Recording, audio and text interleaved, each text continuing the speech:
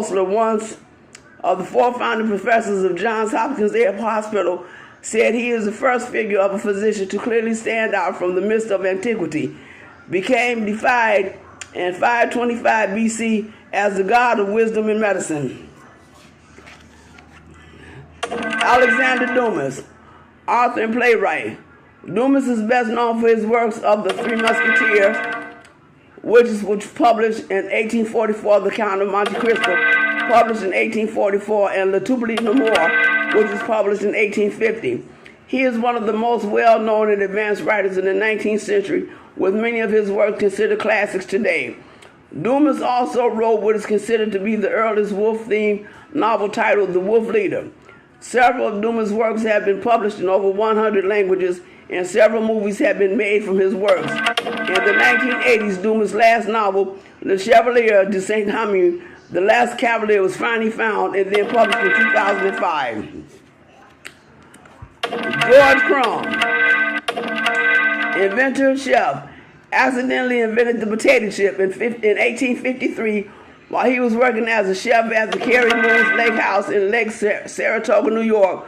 The story says that a diner complained that the fries were too thick, so Crumb made thinner fries. The diner still complained. Crumb then sliced the potatoes so thin they could not be picked up with a fork to frustrate the diner, but he loved them and the rest is history. Crumb's invention started to become known as Crumb's Saratoga chips when other locals began to ask for them. After his invention, George opened his own restaurant called Crumb's House near Saratoga Lake, which would have a basket of potato chips on every table. Even though George never patented his invention or sold it outside of his restaurant, it created thousands of jobs once the potato chip was to be sold in bags. Benjamin Bradley, inventor. At the age of 16, Bradley worked at a printing office. While he was still technically enslaved, he worked at the U.S. Naval Academy to help set up experiments for the teachers. Benjamin was able to keep $5 of his salary a month. The rest went to the plantation owner. Bradley began to experiment with scrap metal and build steam engines which could run a small boat. Bradley continued to build on his steam engines and in 1856 created the first United States steam engine big enough to power a warship. With the money he earned for his steam engines, Bradley was able to purchase his own freedom. Lewis Latimer, after lying about his age, he was given an honorable discharge. While working at a patent law office, he taught himself mechanical drawing and drafting through observing the work of others. Lewis helped draft the telephone patent for Alexander Graham Bell, worked for Thomas Edison and Hiram Maxim on the development of incandescent lighting. He also created and patented a filament which produced a longer-lasting light bulb. And many believe Edison stole Latimer's and others' ideas when inventing the light bulb. Lewis helped install the first electric plants in New York City, Philadelphia, and Montreal. Received 8 patents throughout his life, with his first one being in 1874 when he improved the water closets on passenger train cars.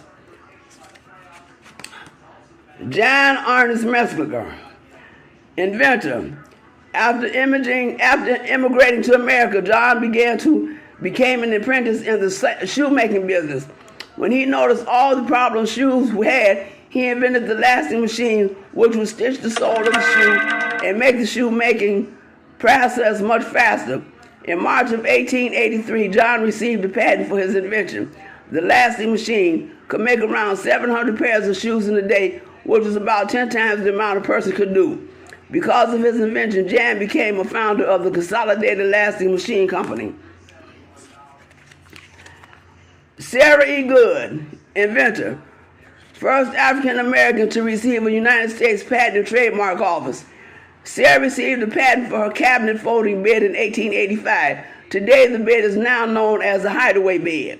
The invention was created so it could fit in small spaces, and when it was not being used as a bed, it could easily be used as a desk.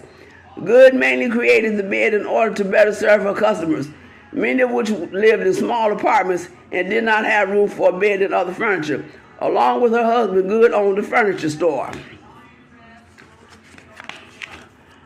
Daniel L. Williams, surgeon, opened Providence Hospital in 1891, which became the first interracial staff hospital with a nurse training program. became one of the first physicians to successfully perform open heart surgery without murdering surgical tools or a blood transfusion. Through studying germ transmission and prevention, his office practiced better sterilization procedures. Became chief surgeon of Freedman's Hospital in 1894, which had a reputation of high mortality rate and had fallen into disrepair. Dr. Williams quickly changed the hospital around with better medical practices and training.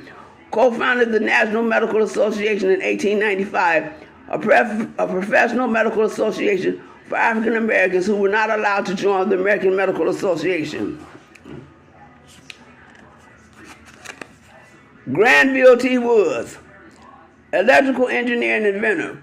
Woods is also known as one of the greatest inventors of all time. In his early 20s, Woods enrolled in a technical college.